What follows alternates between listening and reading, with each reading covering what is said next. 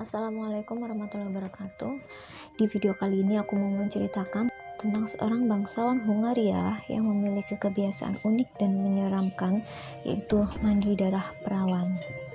Oke, sebelum kita lanjut videonya, aku ingatkan sama kalian untuk klik like video ini dan jangan lupa klik subscribe di channel aku sebagai bentuk dukungan buat aku. Oke, kita mulai. Elisabeth Báthory adalah seorang bangsawan asal Hungaria yang dilahirkan dalam sebuah keluarga yang kaya raya di Transilvania, dan Elisabeth juga merupakan sepupu dari Raja Polandia yaitu Stefan Batory. Karena alasan politik, dia dinikahkan dengan seorang bangsawan asal Eropa bernama Franz Nadasdy pada tahun 1575, atau tepatnya di usianya yang ke-15 tahun. Itu masih muda banget ya, 15 tahun udah dinikahkan. Sebuah rumah di kastil menjadi hadiah dari suami Elizabeth buat si istrinya itu. Sejarah mencatat sebelum mereka melangsungkan pernikahan, ternyata si Elizabeth ini sudah hamil duluan, dan itu merupakan hasil hubungan gelapnya dengan seorang petani. Oleh karena itu, dia dibawa ke kastil keluarga, dan gak lama kemudian di sana dia melahirkan seorang anak perempuan yang kemudian dibuang begitu saja. Sejak saat itu, dia mulai menyiksa para pelayan-pelayannya, dan dia juga belajar ilmu hitam ketika suaminya pergi berperang. Karena sekitar 3 tahun setelah pernikahan, suaminya itu diangkat menjadi kepala komandan Hungaria dan memimpin peperangan melawan Ottoman. Menurut sejarah, ketertarikannya pada penyiksaan itu dimulai saat keluarganya itu berurusan dengan musuh-musuh politik itu. 10 tahun setelah mereka menikah, mereka tuh belum punya anak karena terbatasnya waktu antara si Elizabeth sama suaminya ini. Soalnya si Elizabeth ini sering ditinggal perang, jadi dia tuh kayak nggak punya waktu untuk bersama. Baru di usianya yang ke-25 tahun, atau tepatnya sekitar tahun 1885, Elizabeth melahirkan anak pertamanya bersama Nadasdy yang diberi nama Anna. Dan 9 tahun kemudian dia melahirkan 2 orang anak perempuan yang diberi nama Ursula dan Katrina. Dan pada tahun 1598 dia melahirkan putra pertamanya yang kemudian diberi nama Paul. Namun sayangnya pada tahun 1600, atau sekitar 2 tahun setelah kelahiran putranya, suaminya Nadasdy meninggal dunia. Nggak diketahui secara pasti apa penyebab kematian suami si Elizabeth ini, apakah dia meninggal karena luka dalam peperangan atau karena penyakit lainnya. Di usianya yang memasuki 40 tahun, Elizabeth mulai merasakan takut kehilangan kecantikannya. Hingga pada suatu hari, ketika seorang pelayan sedang menyisir rambutnya si Elizabeth, tapi ternyata dia menariknya terlalu keras, dia tuh nggak sengaja ya. Dan ternyata Elizabeth itu marah besar sama dia dan menampar pipinya si pelayan itu sampai hidungnya mengeluarkan darah. Dan darah itu menetes ke tangannya Elizabeth. Elizabeth bukannya makin marah, dia malah seneng.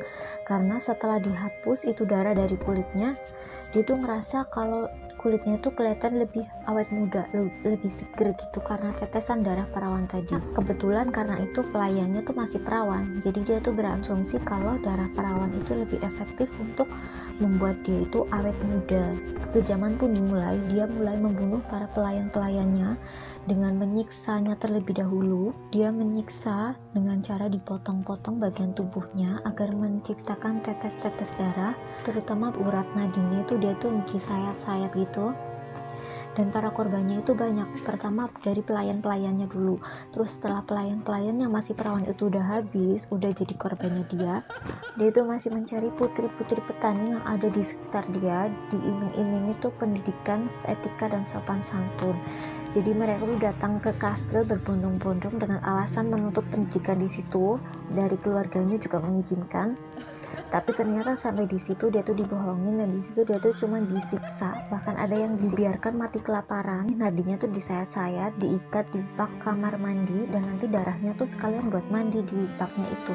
Dia juga membuka lowongan kerja fiktif untuk gadis-gadis yang masih muda dan perawan dengan usia 10-14 tahun untuk bekerja di kastilnya. Setelah berhasil memancing korban, Elizabeth akan menyiksa gadis-gadis itu sampai kemudian meninggal dunia dalam keadaan kehabisan darah. Cara yang dilakukan Elizabeth ini tergolong sangat kejam, yaitu dengan cara menggigit, memotong dengan gunting, menyayat urat nadi dan menikam dengan tusukan-tusukan benda tajam sehingga darahnya itu keluar lebih banyak. Semua korbannya itu awalnya tuh dia di kamar mandi itu diikat di atas bak, dan nanti darahnya tuh mengalir langsung ke bak mandi itu dan digunakan untuk mandi sekalian. Jadi dia tuh mandi di kubangan darah langsung sambil menyaksikan korbannya itu sekarat kehabisan darah.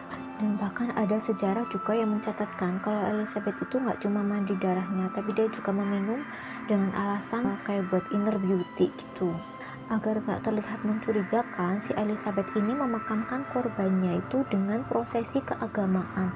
Jadi dia tuh minta tolong sama pendeta buat memakamkan para korbannya itu. Jadi seolah-olah pelayannya itu meninggal dengan cara yang wajar dan pendeta menguburkannya. Tapi cara itu gak berlangsung lama karena pendeta itu menolak karena gak diketahui apa penyebab pasti kematian para korban-korban si Elizabeth ini.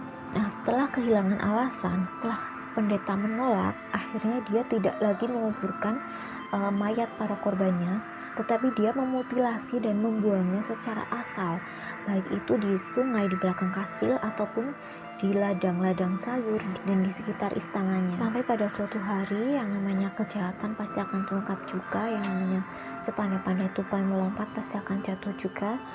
Dan pada akhirnya ada satu korban yang berhasil melarikan diri dan dia menceritakan semua kejadian yang dialami di kastil itu ke pihak yang berwenang.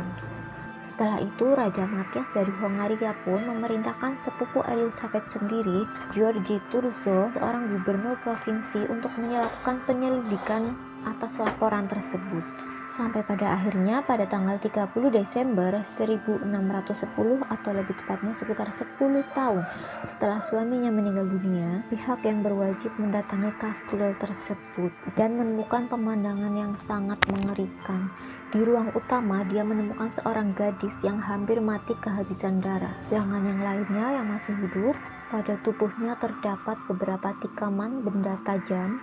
Di ruang bawah tanah, mereka juga menemukan gadis-gadis yang masih hidup yang sudah terdapat luka tikaman beberapa kali. Terdapat lubang-lubang di tubuhnya, bekas-bekas tusukan kayak gitu. Dan di bawah kastil mereka menemukan sekitar 50 mayat gadis yang sudah meninggal dalam keadaan pucat kehabisan darah. Tetapi Elizabeth mengatakan bahwa dirinya tidak bersalah dan dia mangkir dari setiap persidangan, dan persidangan itu hanya dihadiri saksi-saksi, terutama para pelayan-pelayan yang membantu Elizabeth dalam merencanakan aksinya. Dalam sidang tersebut, salah seorang pelayan, yaitu Johannes Yusveri, bersaksi bahwa 37 gadis telah meninggal terbunuh, sedangkan 6 diantaranya direkrut secara pribadi sama Elizabeth ini untuk bekerja di kastil. Pengadilan mengungkapkan bahwa gadis-gadis itu disiksa selama berminggu-minggu bahkan berbulan-bulan dan dengan penyiksaan yang sangat sadis, bahkan ada yang dibiarkan kelaparan sampai mati. Mereka dipotong dengan gunting, ditusuk dengan sebuah pin, bahkan digantung di langit-langit untuk menciptakan sebuah pancuran darah. Sedangkan salah satu budak Elizabeth yang lainnya bersaksi bahwa 40 gadis telah terbunuh di kastilnya. Tapi dalam sebuah buku harian milik Elizabeth sendiri, dia menyebutkan bahwa dia telah membunuh sebanyak 612 gadis. Orang-orang yang terlibat dalam aksi pembunuhan itu akhirnya dihukum mati dengan cara dipenggal kepalanya dan mayatnya dikremasi. Tetapi hal itu tidak berlaku untuk Elizabeth sendiri karena Elizabeth sendiri merupakan seorang bangsawan dan hukum di sana melarang seorang bangsawan untuk dihukum mati. Tapi Elizabeth hanya dikurung di kastilnya di ruangan yang sempit, yang pintu dan jendelanya tertutup dan hanya diberi sedikit lubang untuk ventilasi dan pencahayaan serta untuk memasukkan makanan. Sampai pada akhirnya, tepatnya pada tanggal 21 Agustus 1614 atau sekitar 4 tahun setelah persidangan, jadi 4 tahun di dalam ruangan tertutup itu, suatu pagi seorang pelayan yang biasa memberikan makanan ke Elizabeth menemukan kalau makanan yang kemarin itu tidak tersentuh sama sekali. Dan akhirnya dia tuh mengintip ke dalam ruangan itu dan mendapati Elizabeth sudah tersungkur di lantai dengan keadaan muka yang terjerembab ke lantai gitu, dan akhirnya diketahui bahwa Elizabeth sudah meninggal dunia.